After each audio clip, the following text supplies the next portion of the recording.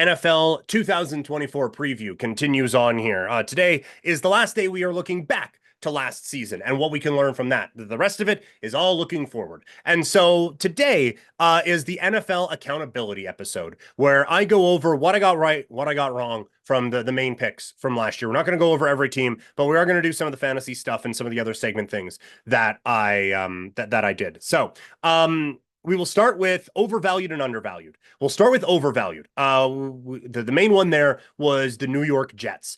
And now injuries helped us out a ton. I will grant you that, but that was part of why we thought that the Jets were overvalued. You have an old quarterback. I thought Aaron Rodgers was kind of cooked anyway. And so I kind of missed out on a full season of rightness, but still, that is one of the risks you take with a 40-something-year-old quarterback is injuries can happen. And sometimes it's 4.5 minutes into a season. So I will gladly take the W on that. We thought the Saints were overvalued at 9.5. We just got the win there. And kind of the same reasons we thought they were overvalued last year, we think they're going to be that again this year. Minnesota, we thought overvalued at 8.5. And again, now some of those same situations kind of popping up this year, again, where I thought the defense took a pretty substantial step back, and I didn't know how good Kirk Cousins was going to be. Now, didn't know his leg was going to explode, but I still thought that there was a bit of a horseshoe from what happened 2 years ago, and then going into last year, I thought there was going to be a bit more regression than the market had built in. Carolina, over 7.5. I think you're going to find we do this again with the number one overall pick. I thought they were overvalued. I thought that there was way too much just, oh yeah, Bryce Young will come in and fix everything. And then you look at the rest of the roster and, oh, well, it sucks. And so that one felt pretty easy. Denver over 8.5. We just get the win there. Admittedly, I thought that one, when I saw I had that down before I went back to the standings, I was like, oh man, we crushed that one. I didn't realize Denver had got to 8 wins on the season. So, but maybe another team we might look at in this category again coming up in a little bit. From a fantasy standpoint, Cooper Kupp at 7th overall thought was way overvalued. There was just a couple of these. Him and Tony Pollard. Everyone, and Najee Harris, quite frankly, everyone was drafting at best case scenario. And for Pollard, that regression hit like a house. Najee Harris, he finishes his RB20, so that's a win for us as well. Cooper Kupp, he gets hurt. But again, that's a risk factor that gets baked in with a old receiver, or older receiver, I should say. And that one stung for me because I have him in fantasy football, in a very deep, very competitive keeper league.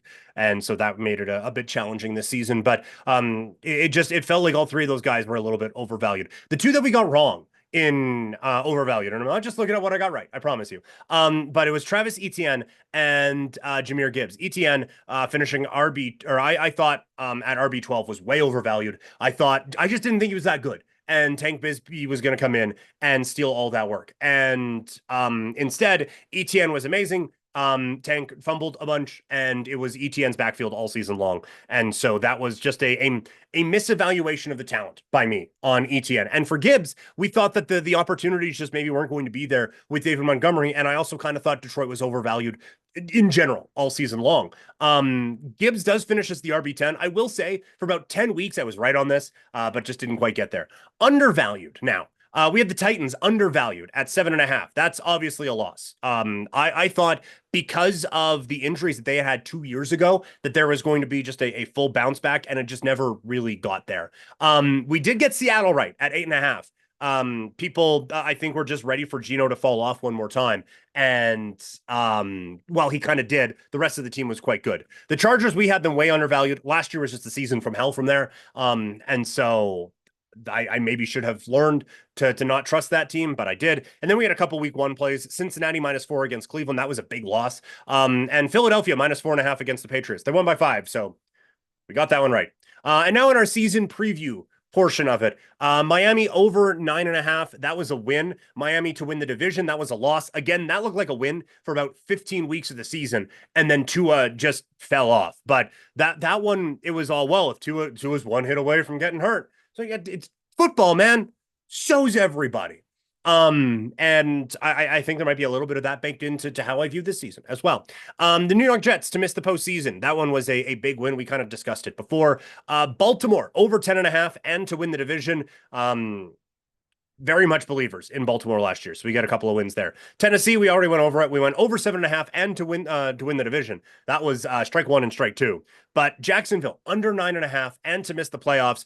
W W on that. And there's I might have changed my tune on that. I'm still doing a bit more of my NFL research, but as it goes along, they're a team that I'm getting there a little bit more and more. I kind of go back and forth on the Houston Texans under 6.5. That one was a gigantic L.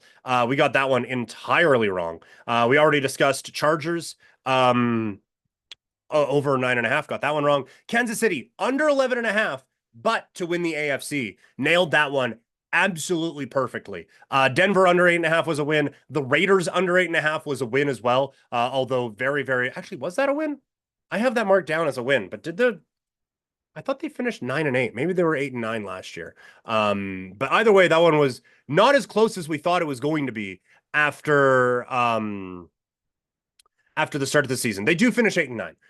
So we did get that one right, but that one was supposed to be a lock for a bit. We had Philadelphia going to the Super Bowl. That was a miss. Green Bay over 7.5. That was a win. That I remember that. That was based off of, look, Aaron Rodgers got this team to over 7.5 wins last year, and he wasn't that good. So even if Jordan Love sucks, there's still going to be some progression there. Now we had them to win the division, and that was a loss. And we thought Detroit under 9.5 and to miss the playoffs, and that was a loss.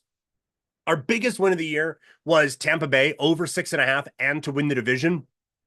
That was just kind of recognizing how bad the rest of the division was and just how evenly matched everyone there was. And so there might be a lesson to take from that. We will see. Carolina under 7.5. We got that one right. Seattle over 8.5. It's weird. I have that one as a win in one spot and as a loss in another. I may have got that wrong when looking at overvalued, undervalued. You know, they finished at 9-8, so that's a win in this spot. So we do get that one correct, and then we went Arizona under 3.5, just getting a loss there. So the lessons, injuries helped us quite a bit with Aaron Rodgers. I guess that one specifically was, I guess the Chargers as well. They maybe hurt us a little bit as well. I think we tried to go too hard against the grain on the Detroit Lions. Although it worked out on Jacksonville as well. I thought we did a good job of kind of targeting who the bad teams were going to be. Didn't quite pinpoint or nail some of the good teams as well as I would have hoped. But overall, I think a pretty good season last year. But like I said, some lessons to take from that. I think that sometimes narratives really start to build, and that like the unknown of Jordan Love. Whoa, it's a drop from Aaron Rodgers. Well, how could they possibly? And the Tua situation where like, well, it's one hit away. What are they going to do? And so I think there is a little bit of value in going against some of those narratives some of the time.